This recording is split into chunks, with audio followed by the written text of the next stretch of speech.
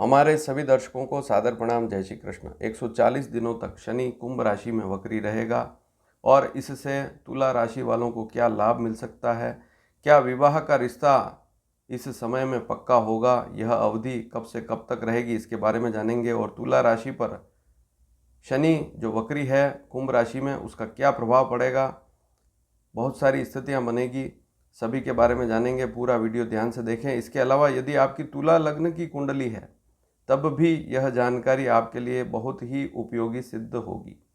सबसे बड़ी बात, कुंभ राशि में शनि का गोचर चल रहा है, लेकिन 17 जून 2023 को रात्रि 11 बजे के लगभग से शनि वक्री होना शुरू होगा और यह स्थिति चलेगी 4 नवंबर 2023 दोपहर 12:40 तक, लगभग 140 दिन है। लेकिन शनि 6 डिग्री से 13 डिग्री के बीच में रहेगा कुंभ राशि पर। ज्योतिष शास्त्र में कहा गया है कि यदि शनि कुंभ राशि पर हो तो कुंभ राशि वैसे शनि की ही राशि है, शनि कुंभ राशि का स्वामी है। लेकिन क्या कहा गया है शास्त्रों में, 0 से 20 डिग्री के बीच में यदि शनि कुंभ राशि पर है तो यह स्थिति काफ़ी अच्छी स्थिति कहलाती है। कुंभ राशि में शनि 0 से 20 डिग्री के बीच में मूल त्रिकोण स्थिति में कहलाता है। ऐसी स्थिति में ज़्यादा बुरे फल नहीं देता है, लेकिन क्या सावधानियां रखनी है इसके बारे में भी जानेंगे।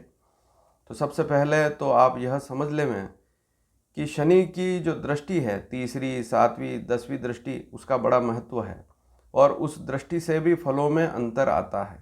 तो शनि की जो 10वीं दृष्टि है वह चंद्र कुंडली, अगर आपकी जो चंद्र कुंडली देखें, क्योंकि वहीं से गोचर के ग्रहों का फल निकलता है, तो आपकी चंद्र कुंडली के द्वितीय भाव में वृश्चिक राशि लिखी हुई है और वहाँ पर तुला राशि वालों के लिए एक विशेष बात यह है कि आपकी वाणी पर, आपके जमा धन पर, आपके कुटुंब पर शनि की 10वीं पूर्ण दृष्टि है। तो सबसे पहले तो वाणी पर आपको ध्यान देना पड़ेगा, कुटुंब परिवार पर ध्यान देना पड़ेगा। कुटुंब का अर्थ है माता पिता, पत्नी, संतान, भाई बहन, इन पर ध्यान देना पड़ेगा। इसके अलावा कोई रिश्तेदार है जिसके साथ आपका रोज़ मिलना जुलना होता है, उससे भी वाणी में आपको संयम, धैर्य रखना पड़ेगा, बातचीत में सावधानी रखनी पड़ेगी, अन्यथा क्लेश हो सकता है और क्लेश के कारण चिंता, समस्या रह सकती है। तो वाणी पर ध्यान देवें, कुटुंब पर ध्यान देवें और जमा पूंजी पर भी ध्यान देवें। जो आपका बैंक बैलेंस है इस पर भी आपको ध्यान देना पड़ेगा। अगली स्थिति है कि क्या भाई बहनों के साथ बड़ा झगड़ा हो सकता है, तो बिल्कुल नहीं। वाणी पर अगर सावधानी रखेंगे, ध्यान देंगे तो कोई बड़ा झगड़े वाली स्थिति नहीं है, कोई बड़ी परेशानी वाली स्थिति यहाँ पर नहीं है। लेकिन वाणी पर आपको ध्यान देना पड़ेगा, क्योंकि आपकी जो राशि है इस पर भी केतु चलेगा अक्टूबर तक, 30 अक्टूबर तक आपकी राशि पर भी केतु का गोचर है, तो ध्यान अवश्य देना पड़ेगा बातचीत में। हाँ, गणपति की यदि आप उपासना करते हैं तो यहाँ पर आपको विशेष लाभ मिलेगा।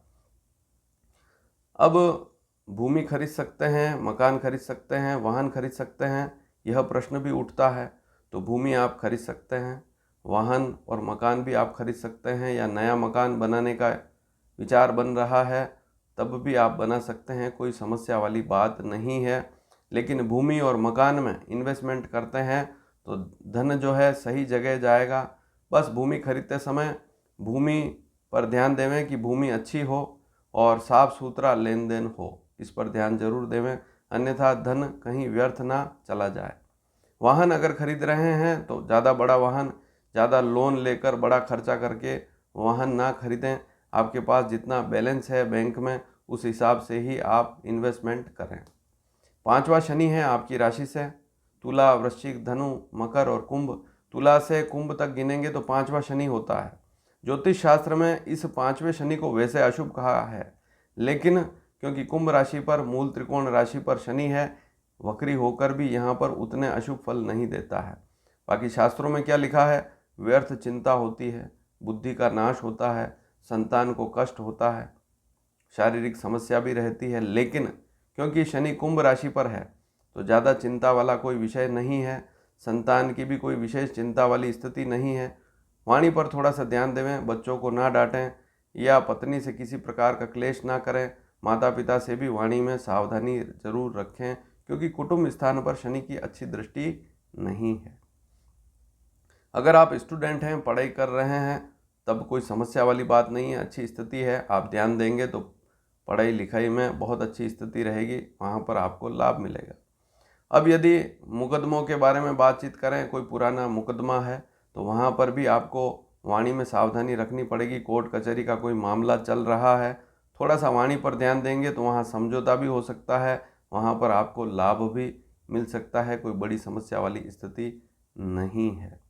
रोग के बारे में बातचीत करें, अगर बात करें तो सबसे बड़ी बात, यदि आपको कोई पुरानी बीमारी है और विशेषकर पथरी रोग जैसे कहते हैं, पथरी रोग है, या किडनी में कोई इन्फेक्शन है, रोग है, या पेट की कोई गंभीर पुरानी बीमारी है, या इसके अलावा यूरिनरी कोई समस्या है, पेशाब में कोई समस्या है, इससे यूरिनरी से जुड़ा हुआ कोई रोग है, तो वहाँ पर आपको इस समय में थोड़ा ध्यान अवश्य देना होगा।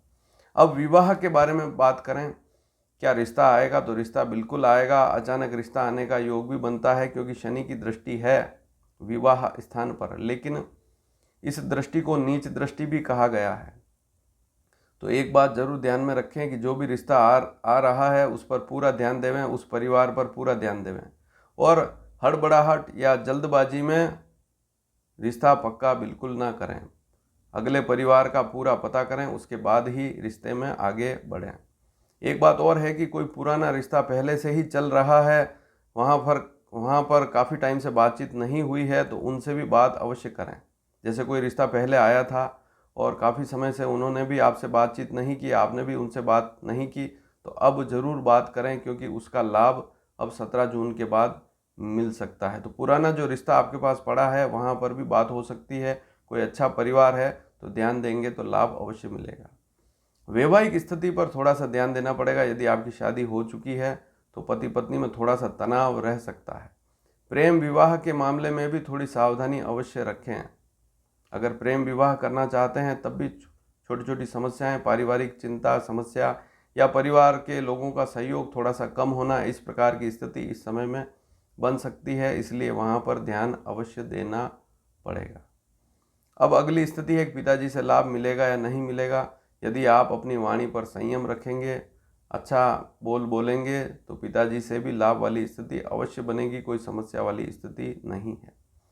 धर्म में भी रुचि बनेगी और धार्मिक यात्रा या विदेश जाने का योग भी अवश्य बनेगा। छोटे छोटे योग तो है ही, शनि के प्रभाव से योग अवश्य बनेंगे। अब हम नौकरी के बारे में यदि बात करें तो नौकरी यदि आप कर रहे हैं तो कोई समस्या वाली स्थिति नहीं है, नौकरी करते रहें। नौकरी में कोई बड़ी समस्या वाली स्थिति नहीं है, लेकिन नौकरी में कोई बड़ा बदलाव करना चाहते हैं तो सोच समझ कर करें, क्योंकि ये 140 दिन यहाँ पर थोड़ा सा ध्यान देना पड़ेगा। नौकरी में बदलाव कर रहे हैं तो अच्छा पैसा मिल रहा है, अच्छा काम है, ज़्यादा दूर जाना नहीं है तो कर सकते हैं बदलाव। लेकिन अब सबसे बड़ी बात आती है, व्यापारी अगर आप हैं तो यहाँ पर सावधानी रखनी होगी। अगर कोई व्यापार में नया इन्वेस्टमेंट करना चाहते हैं या ज़्यादा धन लगाकर कोई काम शुरू करना चाहते हैं तो ज़रूर ध्यान देवें, वहाँ पर अनावश्यक धन खर्च ना करें। हाँ, एक बात और है कि यदि पार्टनर रखकर काम करना चाहते हैं तो पार्टनरशिप उतनी अच्छी इस समय में नहीं रहेगी, इस बात पर भी ध्यान अवश्य देवें। आमदनी ठीक रहेगी लेकिन धन के खर्च पर ध्यान देवें, जमा पूंजी पर ध्यान देवें। अगर पैसा आपके पास अच्छा आ रहा है तब भी अनावश्यक धन खर्च इस समय में ना करें। और कोई बड़ा इन्वेस्टमेंट है तो भूमि, मकान इत्यादि पे कर सकते हैं, लेकिन उसमें भी सावधानी ज़रूर रखें।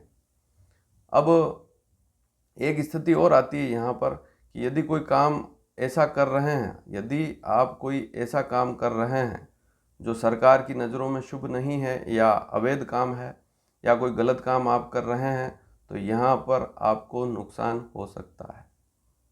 तो ये बात आपको ध्यान में रखनी ही है कि काम ऐसा करें जो अच्छा काम हो, साफ सुथरा काम हो।